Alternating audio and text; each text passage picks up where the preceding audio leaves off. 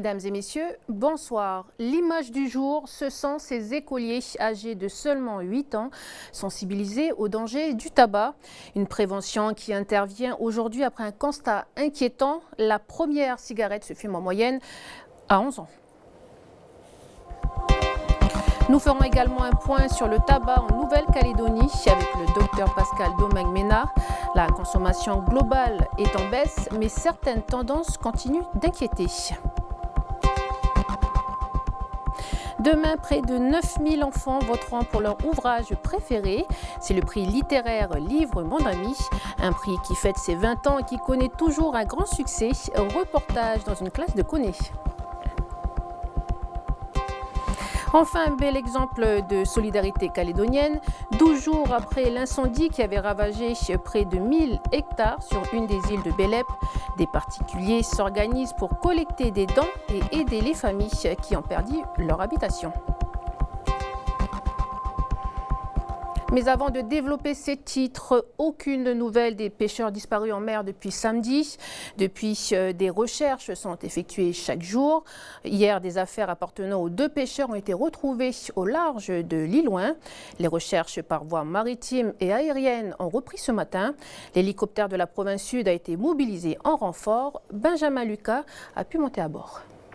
Début des recherches dans la zone assignée par le MRCC dans 3 minutes. Je me trouve à bord de l'hélicoptère de la province sud. À son bord, 2 pompiers, le pilote et un responsable de la sécurité aéroportuaire. Depuis 11 h ce matin, ils ont survolé la zone de l'île au Carré à l'île au Mato à la recherche du bateau disparu ou d'éventuels objets flottants qui pourraient lui appartenir. Ils ont porté main forte aux gardiens de la Marine nationale et également à un ULM.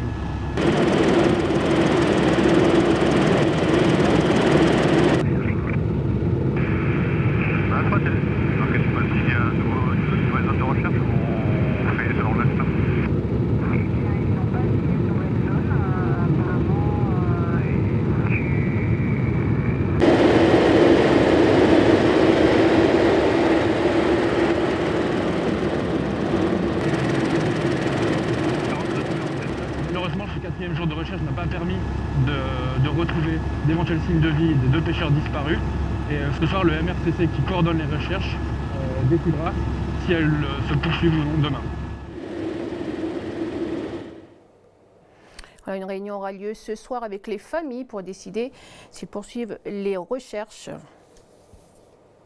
Sensibiliser des enfants de CM1 au danger de différentes addictions, c'est une première cette année, car d'habitude, cette action d'éducation ne commence qu'en 4e. Agir dans des classes primaires, une décision prise par l'Agence sanitaire et sociale de Nouvelle-Calédonie après un constat inquiétant. Les enfants calédoniens fument leur première cigarette dès l'âge de 11 ans. Détail avec ce reportage sans commentaire d'Aurélie Chiron, filmé ce matin à l'école de Thiers à Poix-Dimier. Marthe, attention, tu as 2 super copains de ta petite bande là qui ont décidé qu'aujourd'hui ils voulaient essayer la cigarette, ils ont décidé de te faire essayer aussi. Puis tu as 2 autres petits copains de ton autre bande là qui disent « Ah non, peut-être pas trop, pas trop ». Donc on va voir ce qui se passe, si, comment ils vont essayer de te forcer, puis comment les autres ils vont essayer de t'aider à résister. Et vas-y, essaye. Merci. Ah mais allez. Ouais, les poumons, au contraire, les sportifs, ils fument. Hein. Ils sont super forts, les sportifs. Non, ils sont asthmatiques. On va être asthmatique. Hein. Mais non, ça craint rien. Mais goûte juste une fois, puis c'est pas... Vas-y, goûte. Juste, tu goûtes. Non, voulez... prends pas. Mais c'est... Mais attends, mais de quoi tu te mêles, toi? Mais pourquoi il lui dit de pas prendre? Mais c'est pas à toi qu'on parle, c'est à Marthe. Ah, c'est votre ami. Ouais, mais c'est notre ami aussi, à nous. Oui, mais vous lui demandez de prendre ça et c'est pas bon. Ah, d'accord. Et en fait, avec ce jeune public, c'est là-dessus qu'il faut jouer. Plus que sur le côté de dire tel produit est pas bon, c'est dangereux, c'est mauvais. Parce qu'en plus, souvent, ils ont déjà un peu cette information. Mais vraiment, essayer d'endurcir un petit peu ce côté des compétences de l'image qu'ils ont de soi. D'avoir confiance en eux pour être capable de lutter contre. De ne pas accepter plutôt. Être accro Accro, vous connaissez? C'est quoi quand on est accro? Oui, on fait toujours la même chose. Comme quoi, par exemple, on peut être accro à quoi? Oui. À fumer. Fumer. À fumer quoi, par exemple? Du cannabis. À quoi d'autre aussi on peut être accro? Fumer. Le tabac, hein, les deux. Le cannabis et le tabac, on peut être accro. L'année dernière. Voilà, docteur Pascal Domingue-Ménat, bonsoir. Bonsoir. Donc vous êtes à la DASPS, à la Direction des Affaires Sanitaires et Sociales et des problèmes de société en charge de la promotion de la santé, on va y arriver. Alors quand on les voit dans le reportage, on peut difficilement penser que certains d'entre eux, comme d'autres, pourraient dans 2 ans toucher leur première cigarette. Mais même certains ont déjà touché leur première cigarette.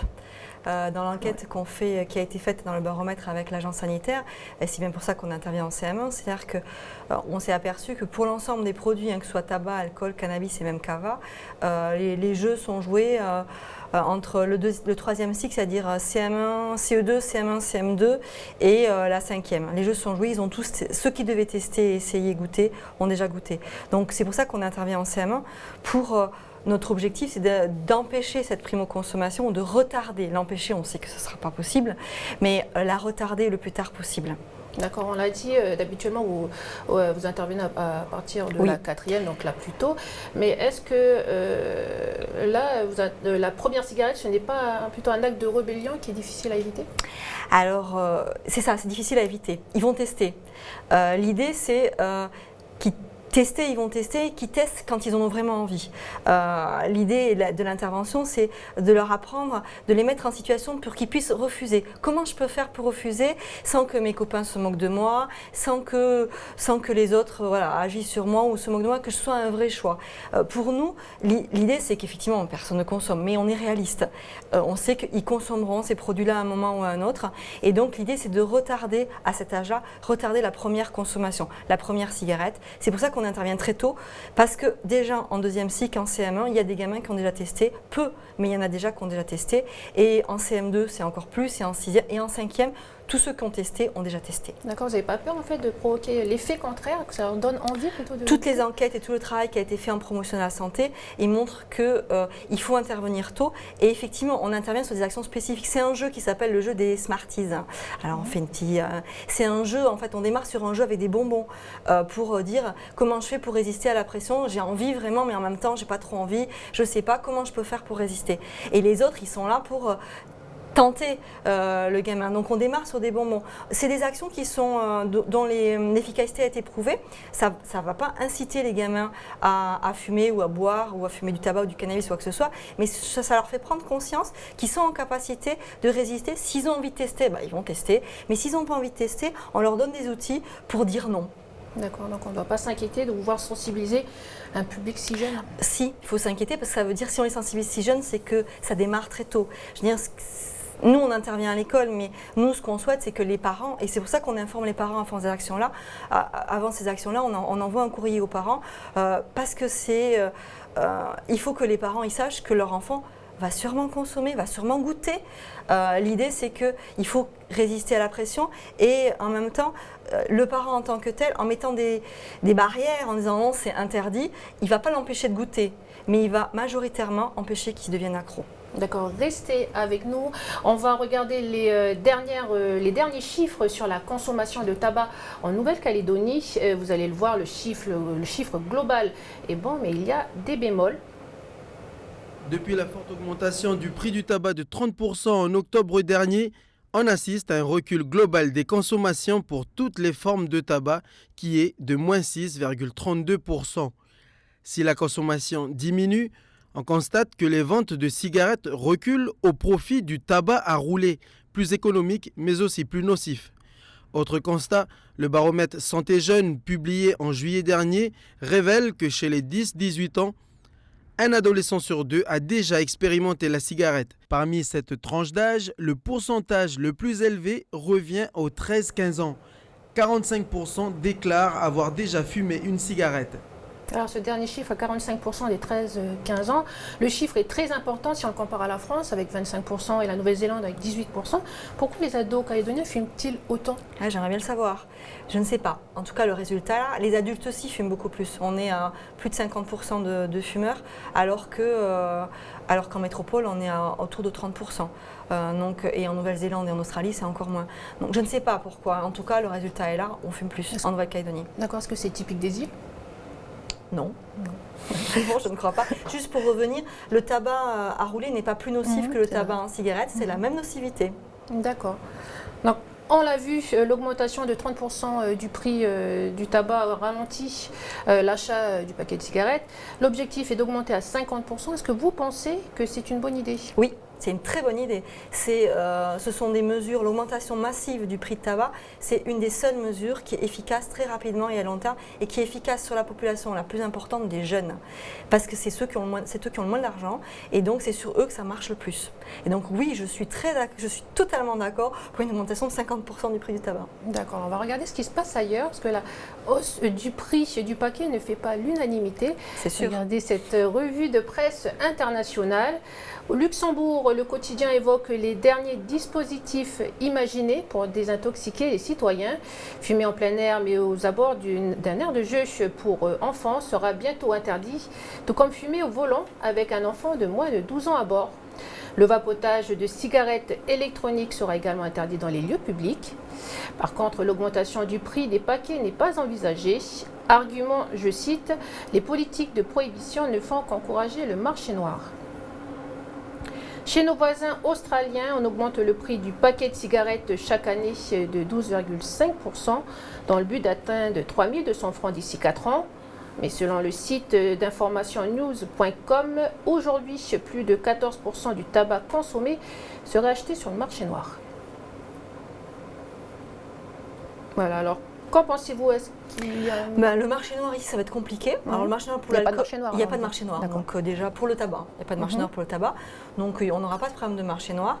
À chaque fois qu'on a augmenté massivement le tabac, ça a diminué le pourcentage de la consommation chez les jeunes.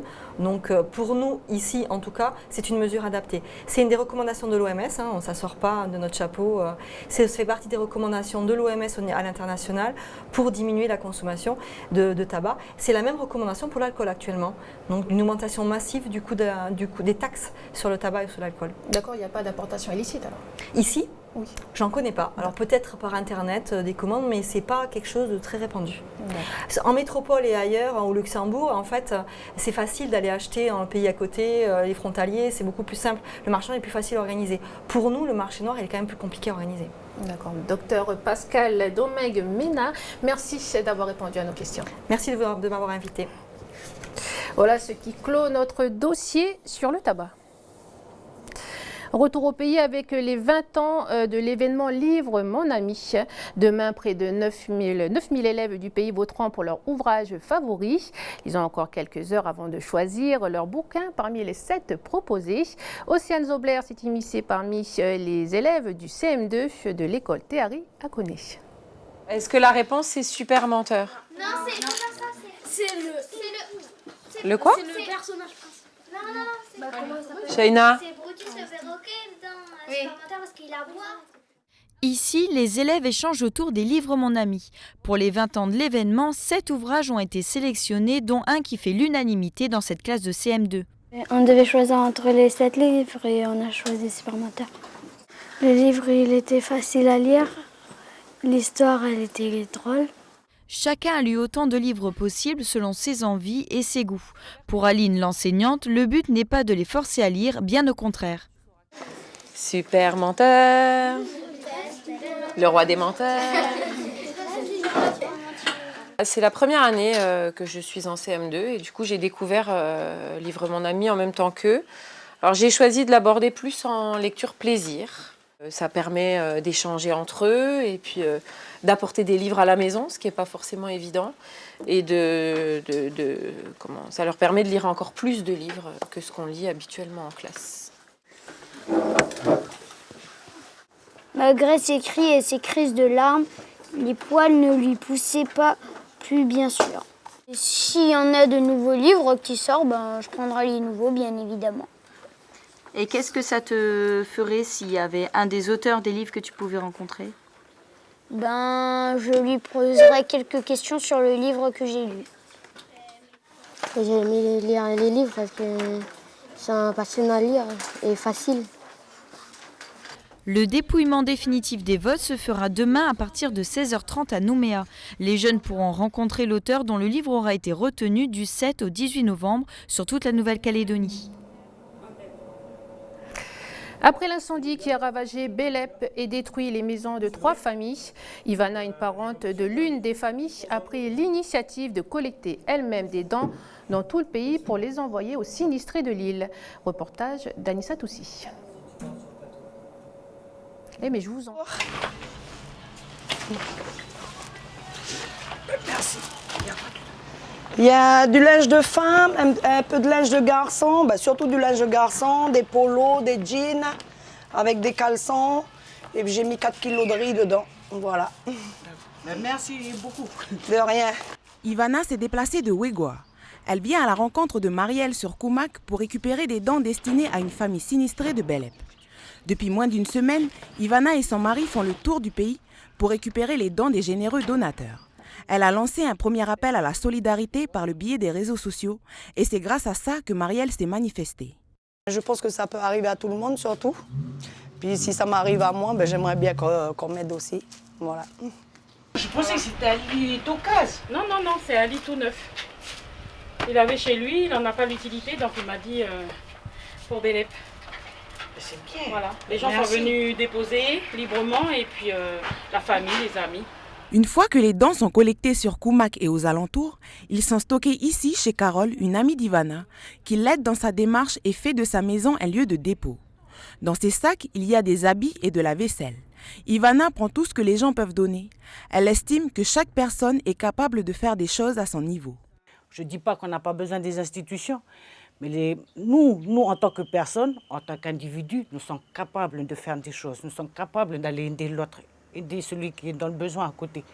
Donc, il ne faut pas toujours attendre après les institutions, même s'il y a des institutions comme la Société de Saint-Vincent-de-Paul, qui m'a donné des affaires la semaine dernière dans l'alimentaire.